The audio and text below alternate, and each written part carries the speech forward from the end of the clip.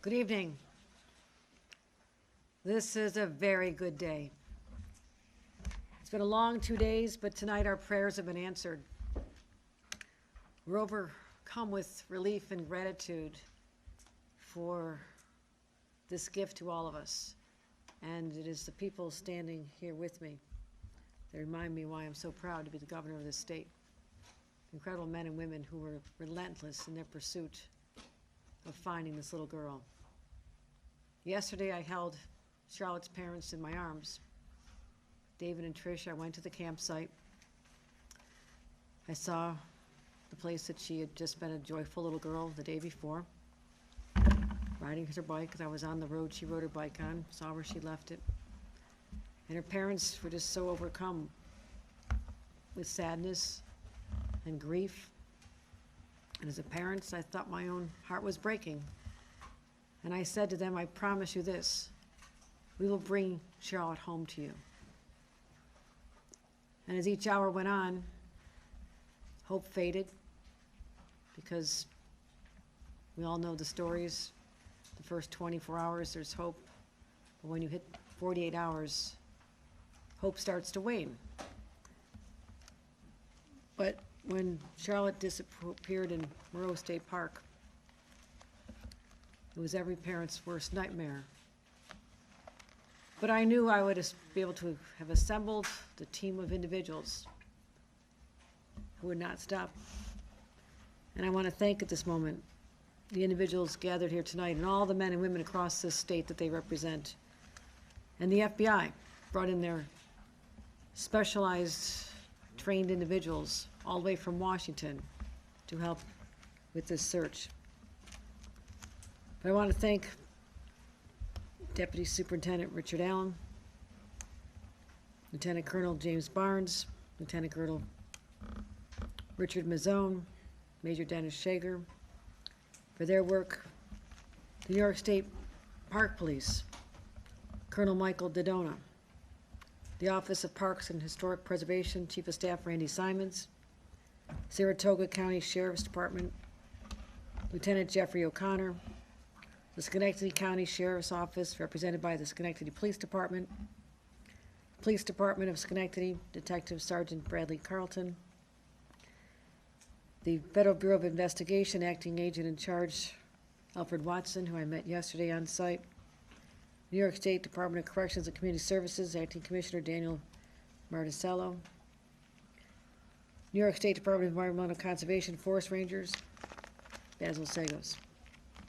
As I mentioned, when you hit that 48-hour moment, you realize it's going to be tough. And you start thinking the worst. But what happened was extraordinary. The case started to break at 4:20 a.m. this morning, when the family's home that was being guarded by state police, when the parents were still starting another day at the campsite where they'd last seen their daughter. 4:20 a.m., the car pulls up to a mailbox. Something is left. State police immediately go to the mailbox and identify what is a ransom note that had been left behind for Charlotte. State police worked diligently trying to find a match for a fingerprint. First one tried and wasn't successful. Second one was to identify any other prints in the New York State database that would be a match. The hit came at 2:30 in the afternoon. There had been a DWI in 1999 in the city of Saratoga. A fingerprint was found that matched what was found on the ransom note.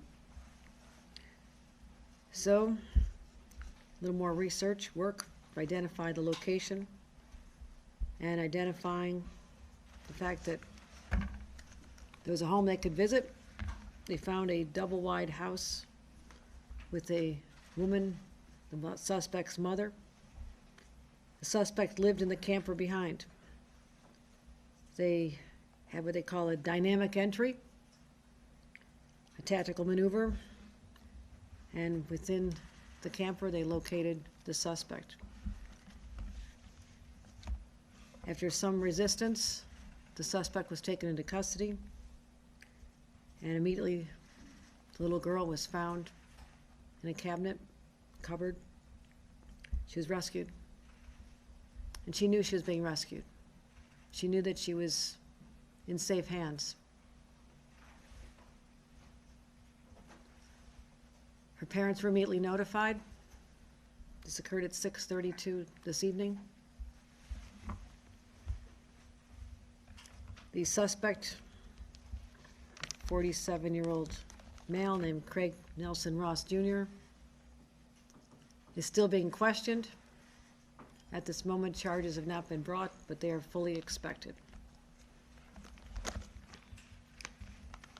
Her daughter was transported to local hospital, as is customary, and that's all the family wishes to reveal at this time. But they are united. She is in good hands. She appeared to be outwardly physically unharmed at the time, but we'll leave the rest of this information about little Charlotte to her family at a time they deem appropriate. Often these stories don't end up like this. Every second is key. There's a lot of pressure. Split decisions are made. Because you know, not just a life is hanging in the balance, but a little innocent child's life is hanging in the balance. So to the teams behind me, you work quickly. You work with great urgency. You put it together, the puzzle pieces.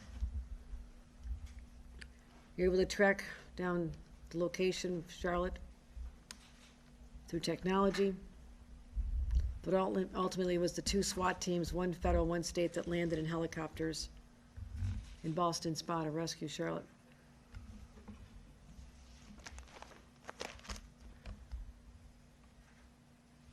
Still pretty overwhelming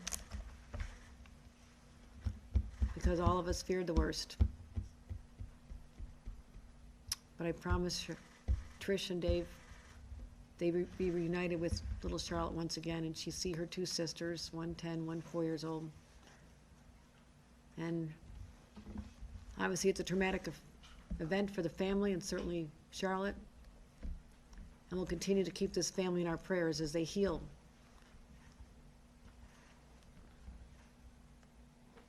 But she'll be going home. That's the story. Charlotte will be going home. That's all I have to say on the details. Certainly there'll be many more coming out with respect to the suspect and how that case will proceed. But I want to thank the media for their intense interest and the 400 volunteers who would not give up, 400 individuals from law enforcement, fire departments, city, county, state, and federal. It was an awesome sight to witness up at the state park yesterday. Everyone doing their job. But also, there are a lot of parents out there among the ranks. And everybody thinks, if it was my child, I would want everybody under the sun looking for them. And that's what this team did. So thank you. Thank you, everyone. Thank you. You brought Charlotte home. Any questions? What were Schenectady agencies involved in this case? Charlotte's uncle was a member of the police department in Schenectady, I understand. If that's not correct, someone correct me. Fire department. Was the suspect known to the family? It has not been determined that the suspect was known to the family. Who's that? Was Charlotte randomly targeted, or did he know? That is what will be revealed after more extensive questioning. The vehicle registered to the suspect, the address in the database was 2 miles from Charlotte's home, but it is not known at this time whether he knew her or had her under surveillance for any length of time. Sean. Governor, can you say, you said a letter was delivered. Was it delivered by mail carrier? Was it delivered by a third party? Do you have that information at this point? It appears that it was by the suspect himself, that he literally drove up to the family's mailbox, assuming they were not home.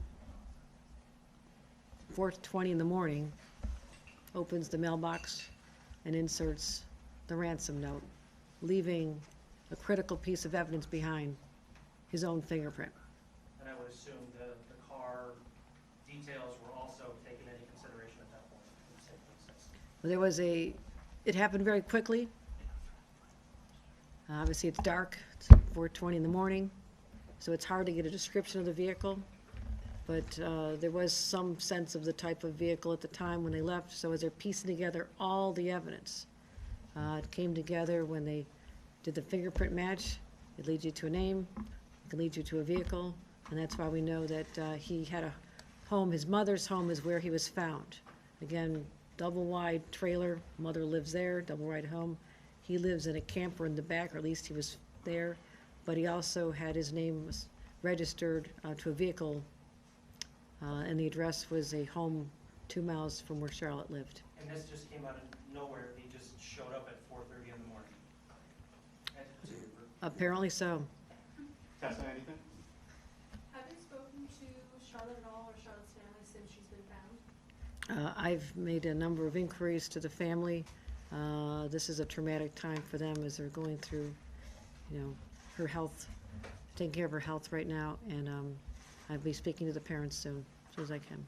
You said there was some resistance with the suspect. Can you elaborate a little bit more on that? When we made the dynamic entry into the residence, he did give our sword operators, our SWAT people, some resistance in there. He was taken into custody. He did suffer some very minor injuries, but it was relatively minor, nothing big on the scuffle. Great, thanks, everybody. I just want to say, there's still a lot of searches underway. The home that he was registered to, a lot of information, and so you want to make sure that he's not connected with any other cases. So that's why it's still an ongoing investigation, but at this time, there's no evidence of that. At the end of the search, what was the extent, like, of the search in terms of the scope area that, investigators, searchers were looking at? I'll let you answer, Caroline, but, Are you asking about at the There's park? six- The scope beyond the park, I've heard reports that it was beyond the park as well. The original scope of the ground search was within the park. The information we received that took us to Ballston Spa was obviously outside the park. We had no ground search operations going on outside the park other than leads we were running down that we were developing throughout the 2 days. Great, thank you. What's the letter say? We're not gonna disclose that. From this massive search, what were some of the biggest takeaways from this search? Now that Good. it's wrapped up. I would say the biggest thing is, you look at all these people behind us, it's cooperation of all the agencies. We don't work in silos, we have to work together to accomplish something like this. And you can never be too careful with your kids, pay attention to where they're at, what they're doing. Things can happen in an instant. Charlotte was no more than probably 2/10 of a mile from where she was camping in a small area, and she was gone for her to ride her bike around that loop would take her about 4 minutes, 5 minutes. So you think they're safe doing that at 9 years old, but you just got to be cognizant and be paying attention to the things around you, your surroundings all the time. These things happen in a hurry, and unfortunately today, this ended in the right way. Will there be Any idea on the motive? will there be any security protocols moving forward at the park?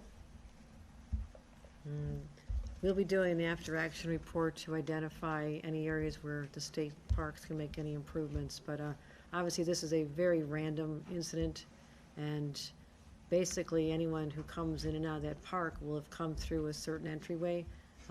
Their name is, they purchase a ticket, you have their name in a database, so that is why that's also helpful to identify who's in the park. So that's also in a sense a security measure, because we always know who's in the park. Did the suspect enter through the main gates?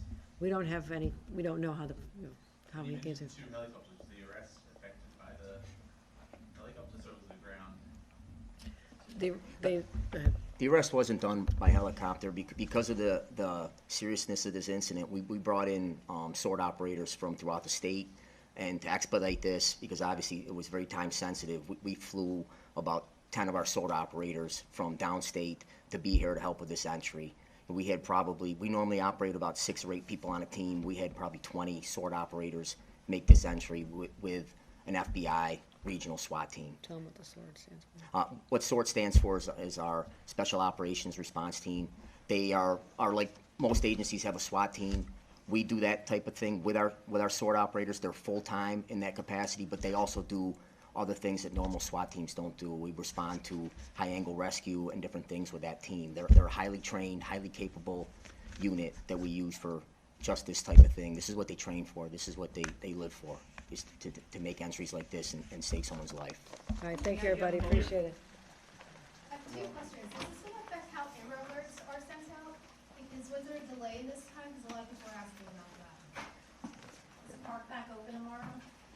We'll already get back to you on that. I would assume it'll probably be back open, but we'll make sure. We'll be Any idea giving of an the update tomorrow. Any updates tomorrow that we should be aware of? When we have more information, we'll have updates on our website, on our newsroom. Any press conferences we should be aware of tomorrow? With this tonight, probably not, but we'll let you know if we decide to do something, if we have more information that we can give. It's an ongoing, active investigation, so we have a lot of work to do with this So yet. were police present at the home when the ransom note was dropped? They were in the area. They were not able to get the vehicle. There was some suspicious activity, and we were able to obtain the note. Where was the camper in relation to the family? Right behind the house. Was he a registered sex offender? He is not.